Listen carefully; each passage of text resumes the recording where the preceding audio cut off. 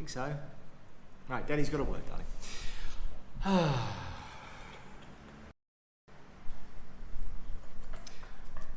Good morning or good afternoon. Where you going? Daddy's got to work, just be quiet. Professionalism.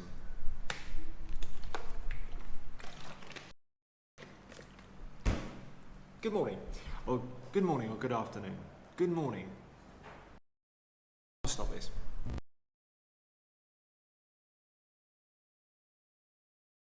Good morning, or good afternoon. Now I promised you that today I would give you the explanation for everything that's going on in the world, everything you see around you, and I was going to try and make sure that you can understand. If you can follow this and make sense of it, then you'll have a much better understanding of the way the world really works. But it's up to you. For me, it's kind of a social experiment. I want to see what you guys make of this. I want to see how many of you actually get this and how many of you can't. I want to see how we react. So let's see what happens. So this is a 4-step program. We're going to talk about a 4-step program called Ideological Subversion. Now this is all based on a man called Yuri Bezmenov. Now Yuri Bezmenov, let's go to his Wikipedia page. Yuri Bezmenov was a KGB agent. That's a Russian secret military police, the Komitet Gosударственной безопасности. He was born 1939, January the 5th, and died 1993. He was also known as Thomas David Schumann, Jewish. He was a Soviet journalist for the RIA Novosti and a former KGB informant who eventually defected to Canada. He was originally assigned to a station in India where he grew to love the people and culture of the place. God knows why. I guess it was very different back then. At the same time, he began to resent the KGB, the sanctioned repression of intellectuals who dissented from Moscow's policies. He declared that he was going to defect to the West. And not many people go the opposite way. Have you ever heard of Westerners defecting over to Russia? Didn't happen. There's a good reason for that. We'll get to that. Bezmenov is best remembered for his anti-communist lectures and books published around the 1980s. Now, this man gave up his life, came to the West, and tried to teach people what was going on. James, sit. He died age 54 of a massive heart attack. They said it was because of alcoholism. But I think he was probably one of those people who was just always going to die young. You know the sort of thing I mean. Interestingly, he was spot on. He made these predictions 35, 40 years ago, and everything he said happened. But nobody wants to talk about it. Interesting. So let's read the script. Now I've given you the script on Google Classroom. I'm going to read it and I'm going to stop frequently and make comments because some of it's quite complicated and may not be obvious to everybody. So I'm going to explain it as we go. Also, I need you to be a little bit understanding about it because it's written by. We're going to go through a script. So it's literally someone who speaks Russian as a first language. So some of the writing is quite poor. Now the script comes off of a lecture. This is a 2-hour lecture he gave. I've given you a link to the lecture for those of you that want to see it. I strongly recommend that you go and check it out. Also, I've given you clips of a 4-minute lecture, which has a lot of the introduction for this. So you go and look at it for yourselves. I'll go through the script with you now and explain everything you need to know. And I think if you can get through this, if you can pay attention, if you can't, it's already too late. And you might as well just give up on the idea of this stuff. You're never going to get it.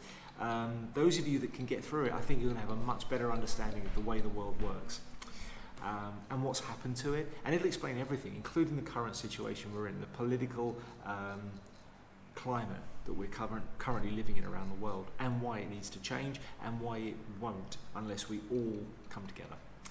Okay, so the 4 steps towards ideological subversion. Ideological subversion is the process which is legitimate, overt and open. You can see it with your own eyes. All you have to do, all American mass media has to do, is to unplug their bananas from their ears, open up their eyes and they can see it. There is no mystery. It has nothing to do with espionage. I know that espionage intelligence gathering looks more romantic. It sells more deodorants through the advertising probably. That's why your Hollywood producers are so crazy about James Bond types of thrillers. That's a direct quote. Now, where possible, I've left the quote. I know the idea of unplugging their bananas from their ears doesn't necessarily make a lot of sense to us. This was a long time ago. I've left most of it untouched. I have edited slightly to make it readable because some of it was quite poor. But mostly, where I can, I've left it exactly as it was written. Yuri Bezmenov of the KGB has said this, but in reality, the main emphasis of the KGB, the Komitet Gosdarственной Безопасности, the secret police, is not the area of intelligence at all. According to my opinion, and the opinion of many defectors of my caliber, only about 15% of time, money and manpower are spent on espionage as such. The other 85% is a slow process, which we call either ideological subversion or active measures in the language of the KGB, or psychological warfare.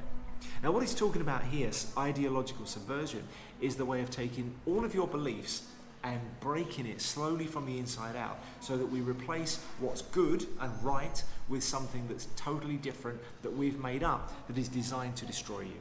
It's like literally causing a cancer inside of a country's thought processes. And it's working. Now he's talking about espionage, that's spying. And he's right, the idea of James Bond is very romantic. It sells movie tickets. People love the idea that we have spies shooting guns at each other, living these grand adventures. It makes us feel excited about this whole spying thing, but really it's a dark, twisted world.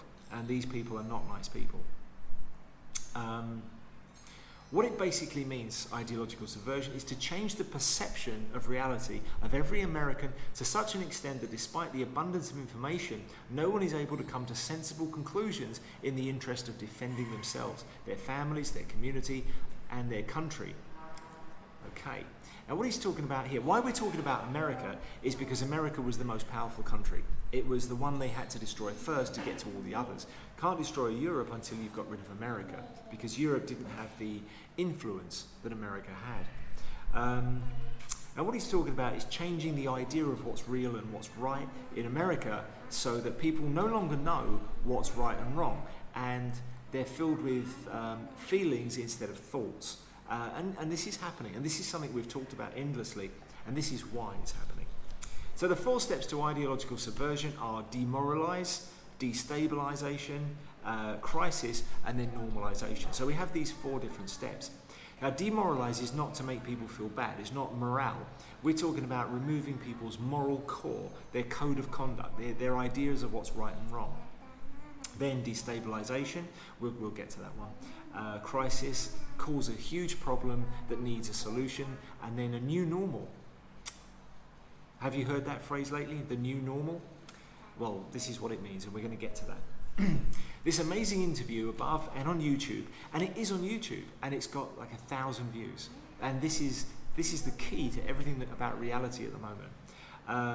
Is the 4 basic steps to ideological subversion used in social engineering entire generations into thinking a certain way. It's shocking because the American nation and the whole world has been transformed as it travelled this same road. It is time to turn around for those who have the courage and character to go the other way. There's not many left who could make a difference, but there's more than you think. In the video, Yuri Bezmenov explains each. Demoralization has been going on in the public school system for decades. I've talked about this. This includes not teaching children about American history to undermining those virtuous individuals who struggle with the moral issues of society. So it begins in schools. Don't teach children what they need to know about history, why things were done, who they are. Teach them instead about things that are wrong. So we're teaching children wrong things. This is the core to changing a country. They are not told of the moral character and convictions of men like George Washington. We've covered George Washington. I wanted you to see what he was like, what presidents of the United States used to be. and have little or no idea of the true conflicts and points of contention between the free man in America and the crown. Bezmenov also points out how this ideological subversion or brainwashing works to such an extent that people refuse to accept facts, logic, or reason, even when it is presented to them. I can show the average liberal American now there are two genders. They will absolutely not believe you. Say, no, gender is a spectrum. Please show me some scientific evidence of that, and they just scream, no, you don't understand. And this is exactly what we're talking about. There are two genders. Most Americans understand that. Most Americans have no problem with that, and they are sick of this kind of liberal nonsense.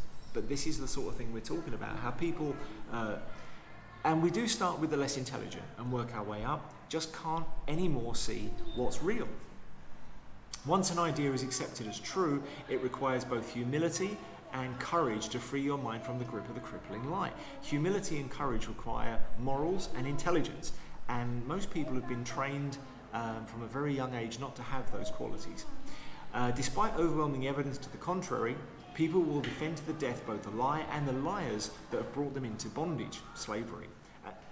James, no. Stop it. Wow. My life. Bezmenov also stated, ideological subversion or active measures or psychological warfare is to change the perception of reality of every American to such an extent that in spite of the abundance of information, no one is able to come to sensible conclusions in the interest of defending themselves. So nobody knows what's real to the degree where they're actually able to protect themselves. People believe the government is going to protect them, even though they can see the government lies to them every day. Can you think of a situation where a government known to lie all the time tells people something and everyone assumes it's true? Bezmenov spoke about a great brainwashing process which goes very slow and is divided into four basic stages. The first one being demoralization.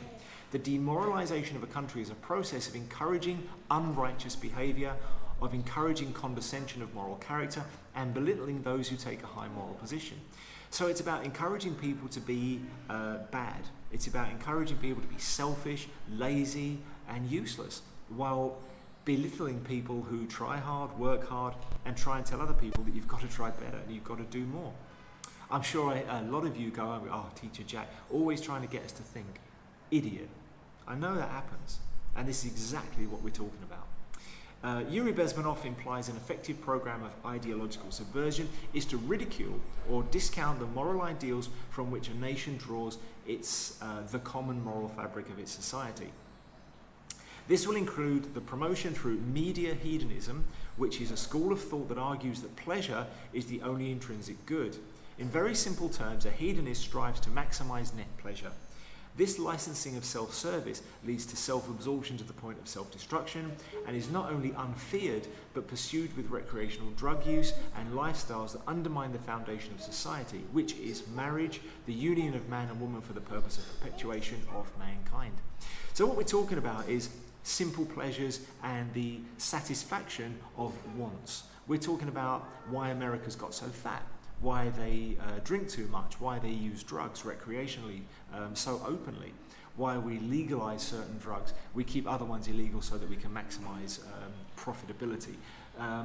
But this is all done to increase the hedonism, the idea that the self needs to be satisfied instead of the greater whole. Now I see this every day. I see people going around trying to get everything they can for themselves without thinking about anybody else around them, and all it does is destroy countries. And it is. Not many countries left on Earth actually function at all anymore. The foundation of society is marriage, the union of men and women for the purpose of perpetuation of mankind. And we've given up on that. In fact, we now have these people talking about depopulation and putting into plan depopulation agendas. Generations of American students were fed within the walls of universities and schools the curriculum of ideological change. Now, according to Bezmenov, in other words, Marxism, Leninism ideology was pumped into the soft heads of American students without being challenged or counterbalanced by basic views of Americanism, American patriotism. The results you can see. Most of the people who graduated in the 60s dropouts or half-baked intellectuals are now occupying positions of power in the government, civil service, business, mass media, educational systems. Presidents, you are stuck with them. You cannot get rid of them. They are contaminated. They are programmed to think and react to certain stimuli in certain patterns. You cannot change their minds, even if you expose them to authentic information. Even if you prove that white is white and black is black, you cannot change the basic perception and logic of behavior. In other words, the process of demoralization is complete and irreversible. Scary? Any opposition to socialism is met with bewilderment or disdain, despite the historical evidence that it always debilitates society and corrupts governments. So what we're talking about is the acceptance of socialism. Now we're talking about the Great Reset, which is coming, and it's being quite openly talked about moving the entire world over to socialism. If only we had a crisis big enough to cause that. Look around you.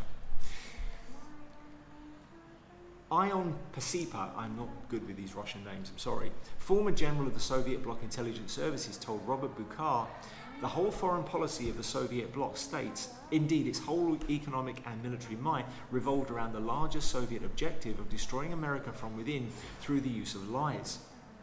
The Soviets saw disinformation as a vital tool in the dialectic advance of world communism. KGB priority number one was to damage American power, judgment and credibility. As a spy chief and a general in the former Soviet satellite of Romania, I produced the very same vitriol John Kerry repeated to the US Congress almost word for word and planted in it leftist movements throughout Europe. KGB chairman Yuri Andropov managed our anti-Vietnam War operations. And it's working. They wanted to damage American power. Well, America is no longer powerful. Judgment, America is always getting into illegal wars. Their judgment is terrible. They're borrowing more and more from the banks. They can't pay it back. And credibility. We laugh at America now. It doesn't have any credibility. It's a joke. And that was Yuri Bezmenov speaking on subversion in America. He said, the demoralization process in the United States is basically already complete. For the last 25 years, actually, it's overfulfilled because demoralization now reaches such areas where previously not even Comrade Andropov and all of his experts would even dream of such a tremendous success. Most of it's done by Americans to Americans thanks to a lack of moral standards. As I mentioned before, exposure to true information does not matter anymore. A person who is demoralized is unable to assess true information. The facts tell nothing to him. Even if I was to shower him with information, the authentic proof with documents and pictures, he will refuse to believe it. That's the tragedy of the situation of demoralization. Most of the American politicians, media, and education systems train another generation of people who think they are living at peacetime. False. The United States is in a state of war, undeclared total war against the basic principles and foundations of this system. And the initiator of this war is not Comrade Andropov, of course, it's the system.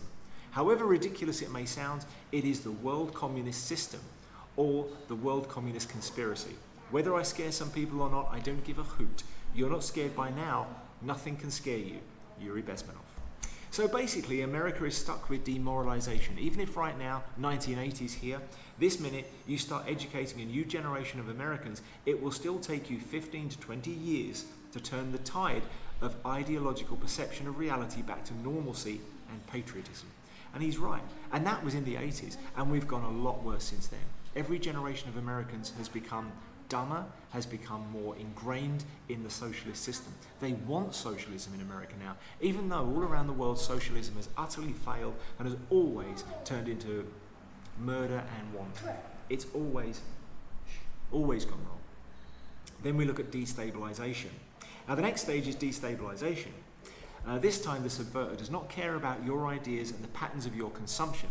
Whether you eat junk food and get fat and flabby doesn't matter anymore.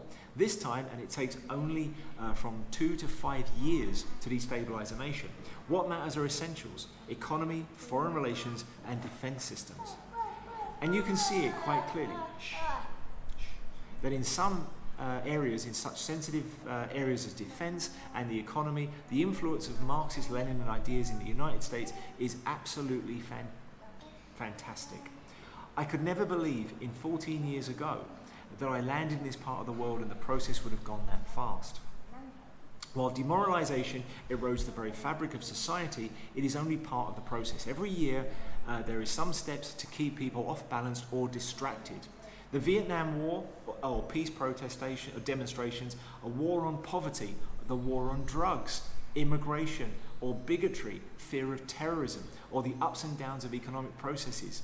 Even the polarization of election politics or stories of corruption, like the tabloid journalism. Anything that distracts societies, occupies the minds of people, creates an artificial reality and keeps people from focusing on the real problem of reality. Ideological subversion turns everything to its advantage as part of the dialectic of the long-range goal which develops its own momentum as a demoralized society is easier to destabilize. Then we go to the crisis stage. The next stage, of course, is crisis. It may take only up to 6 weeks to bring a country to the verge of crisis. You can see it in Central America now. Certainly can. Headline crisis, whether real or imagined, whether fake or actual, whether at home or abroad, must constantly prod society so as to create both fear and success. I would say the illusion of success. Economic crisis, terrorism crisis, oil crisis, all contribute to the dialectic that keeps people from seeking the real solutions. Are we understanding yet? In this crisis category, there is not only billion-dollar buyouts and housing bubble crisis, constant inflation, but also the millions of minor crises to society. They are minor to society, but often devastate individuals and families. Millions of people lost their homes, their life savings, and their jobs. There are nothing but statistics on the nightly news to keep the fires of fear burning in society. But theirs is a disconnect in society already because of the covetous system of welfare has already divided society. So in other words, these crises can be from small ones like people losing their homes because of jobs disappearing, all the way up to giant crises that lock down the entire world, even if they're fake. Care of the needy in the civil system is a compelling obligation rather than the result of charity, as it is in the kingdom. This undermines the love factor and makes society strong through moral caring for one another with free will exchange and aid. Society is divided by apathy and personal avarice so that it's easy to conquer. And look at it how it is in America. Instead of wanting to look after the elderly, the government has to do it. The government has to raise children because fathers are encouraged to leave. The government takes on the role of protector, and it all has to be paid for rather than people doing it for each other because they care about each other. That's where we're losing morality. As Yuri said, exposure to true information does not matter anymore. A person who is demoralized is unable to assess true information. The facts tell nothing to him. Even if I shower him with information with authentic proof, with documents and pictures, he will refuse to believe it. That's the tragedy of the situation. When an amoral society becomes the norm, the only hope for those who seek righteousness of God, okay, even I'm losing it a little bit there with the whole God thing, to come together in a living network of a selfless pursuit of that righteousness. The third stage would be crisis. It would only take up to 6 weeks to send a country into crisis, explained Bezmenov. The crisis would bring a violent change of power, structure and economy. It could create lockdowns, it could create emergency powers for existing governments. The whole structure of the economy and the country would change. There would be locking up of businesses, so businesses would go bust. People would lose their homes, the banks would take over. It's a power struggle. So crisis would change everything about the way we live. And this will be followed by the last stage, normalization. That's when your country has already been basically taken over, living under a new ideology and reality. This will happen to America, unless it gets rid of the people who will bring it to crisis, warned Bezmenov. What's more, if people will fail to grasp the impending danger of that development, nothing can ever help the United States, adding, you can kiss goodbye to your freedom. Normalization, this is the final stage. And after crisis, with a violent change of power, structure and economy, you have the so-called period of normalization. It may last indefinitely, forever. Normalization is a cynical expression borrowed from Soviet propaganda. When the Soviet tanks moved into Czechoslovakia in '68, Comrade Brezhnev, I remember him, said, "Now the situation in brotherly Czechoslovakia is normalized, which means we've taken control. Immorality is the norm. Acts of simple kindness are cheered as heroic. People are raped and murdered in the streets by bystanders, while bystanders only video the events or scurry off from the scene. Window shades are closed and lights turn off as innocent people are stabbed to death in the streets." You've all seen this on various websites where people just record instead of helping. Nobody helps anymore. People just want to have a video of it. People want to be famous on YouTube. We see nothing, hear nothing, say nothing, because we have degenerated, devolved into little more than brute apes, even less. This is what will happen to the United States if you allow these schmucks to bring the country to crisis, to promise people all kinds of goodies and the paradise on earth, to destabilize your economy, to eliminate the principles of the free market competition, and to put a big brother government in Washington. Yuri Bezmenov, 1980. It has happened. Time to go the other way. So what he's saying is, all these years ago, he predicted all of these 4 steps. He predicted that there will be a condition all around the world, but primarily in America for the sake of this lecture, where morals will be stripped away. Then, as the morals are stripped away, we go to the second level, destabilization, where the country is pushed to the brink, where nothing works properly.